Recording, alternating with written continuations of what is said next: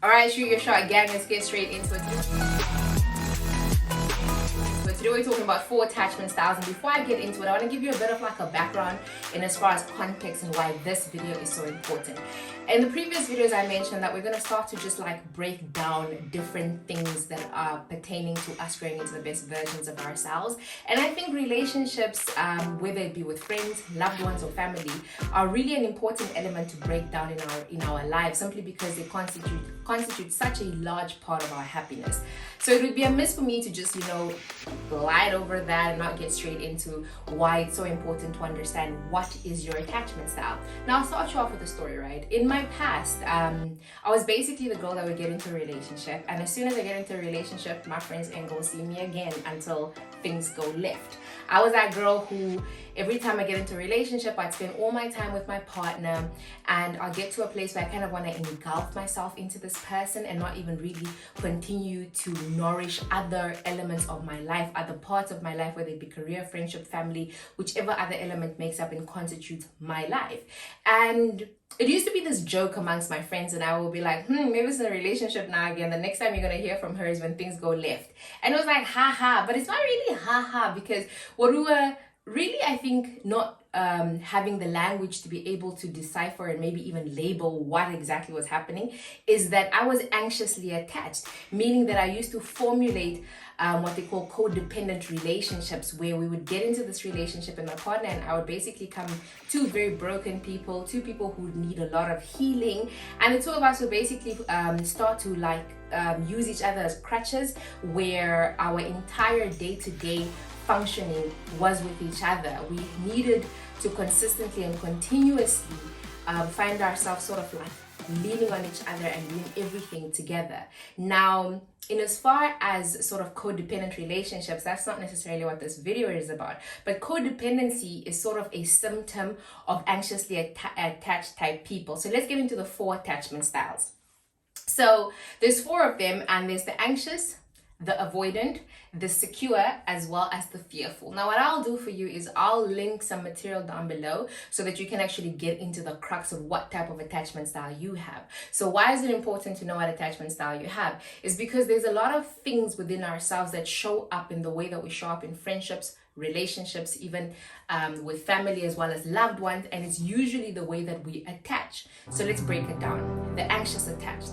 The anxious attached is literally the person who is anxious in their attachment. There's usually a childhood wound that lies beneath it, because they either fear that people will leave them, and every time there's sort of contention or there is disagreement, the person automatically starts to think the worst and that this person is going to leave me. So you're constantly anxious in the way that you're attached to people. So you start to perform your existence. You start to always try to be easy to love. You try to overcompensate in your relationship, where you show up sort of giving too much of yourself as a result of the fact that you're anxiously attached. Now, anxious attachment styles formulate either when a child, had inconsistent love from their parents, or in one of their their romantic relationships in the past, the person was constantly pulling away, so they would constantly have to draw forward because they were the ones that were constantly giving in the relationship. So it can formulate from many places, but the core of it is that it's trauma that has caused this person to think that the only way that they can keep love is if they hold on too tightly. So oftentimes they're very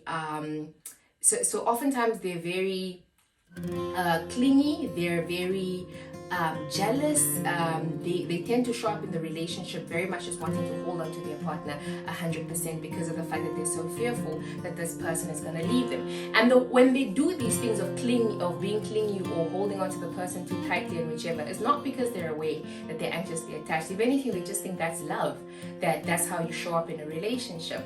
And then there is the avoidant. So the avoidant is the one that feels like their freedom will be taken away from them if they do fall in love. They're constantly sort of like avoiding real and true connection because they feel that they need this safe haven within themselves, and they fear that loving somebody will take away their independence. And so they show up in relationships very avoidant. They avoid conflict. They constantly don't want to talk. And so now the anxious attached and the avoidant oftentimes will usually make a great pair, because the avoidant can sort of and they need a lot of validation. The avoidant is actually a person who's very insecure at the bottom of who they are, so they need the anxious to constantly pour love into them. And then the anxiously attached kind of like is attracted to the avoidant, because the avoidant will oftentimes affirm the fact that people will always leave. So the more they pull away, the closer the anxious attached person with that attachment style will draw closer, that type of thing. So the avoidant is really somebody who fears that they're going to lose their independence if they do fall in love. But it actually also stems from a place where they don't believe you can trust in love. So even that formulates from a place of either not having had consistent love as a child, not having had parents who showed up consistently, or even just in a family where you felt like you were not nurtured. And then there's the secure type. I'll do the secure type before I do the fearful, because the fearful is kind of like a mixture of anxious, avoidant, and secure. It's a bit of like a weird one.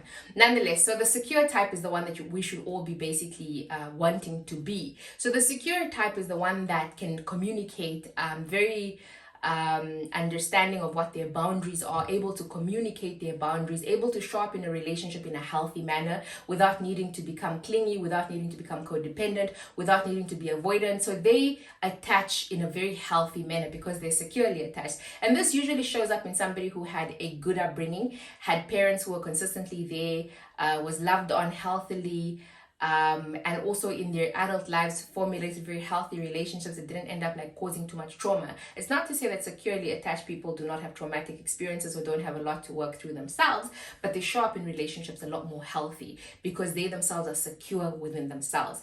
And many of these other attachment styles, the three, which is the anxious, the avoidant, as well as the fearful, often have to work towards being the securely attached. All right, so then there is the fearfully attached. So the fearfully attached is the one that wants love, craves love, but is too afraid of actually taking this love. So they tend to do this a lot. They always, I want you, and then they're like, I don't know. And then I want you, and then I don't know. So every time the relationship is about to maybe like reach a place where it's healthy, then they pull back. And then they come back and they're sorry, and then they pull back, because it's almost like they don't believe they're worthy of love.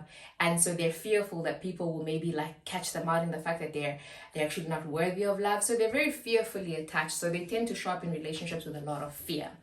Now, the fearfully attached kind of has a lot of avoidant in them as well as anxious attachment in them, because they tend to want to get clingy, but they also want to pull away at the same time. So they are kind of a bit of like a weird one, because they show up with both anxious and avoidant, and sometimes even secure attachment within themselves. And so those are the 4 attachment styles. Why is it important for you to know how you're attached? Because you need to be able to know yourself to see how you show up in relationships, so that it can inform you why you are the way that you are. Because a lot of time you can project your insecurities onto your partner and think that, oh, my partner just doesn't give me enough attention, but maybe you're clingy and you're anxiously attached. Or, oh, my partner just wants to spend too much time with me, and all the time they're just like in my business, but actually you're avoidant. Or your partner is like so not understanding because they don't understand that love is difficult and love comes with time, because you're fearfully attached. So it's a thing of understanding why do you attach the way that you attach, so that you can grow into the best version of yourself. Now, understand this: whichever attachment style that you have can be worked on. I used to be anxiously attached, and I had to go into a season of healing. I went to therapy. I worked through my trauma so as to be able to discern and decipher where does this come from, so that I could uproot those parts of me, so that I could grow into the best version of myself. Now, my anxious attachment style is such that it took so much work, and it's actually a work in progress, because I find sometimes I lean a lot more to the avoidant, as opposed to like finding the middle ground to secure. So a lot of the times you're going to have to do a lot of work. You're going to have to go into yourself, find the parts of you that have trauma in them, heal, so that you can show up healthily in relationships. Because I would like to believe that we all want securely attached relationships, so that we have healthy relationships that don't take too much from us, where we don't give too much, and where we understand what boundaries are, and we can show up a healthy version of ourselves. But I'm going to link some info down below, give you some of the resources I read when I was healing, give you some of the articles that I wrote in my healing process, but ultimately just so that we can journey together, because that's it, right? Life is a journey. It's constantly healing from traumatic experiences, so that we can grow into the best version of ourselves, but most importantly, because we want healthy relationships. Thank you for watching. Bye.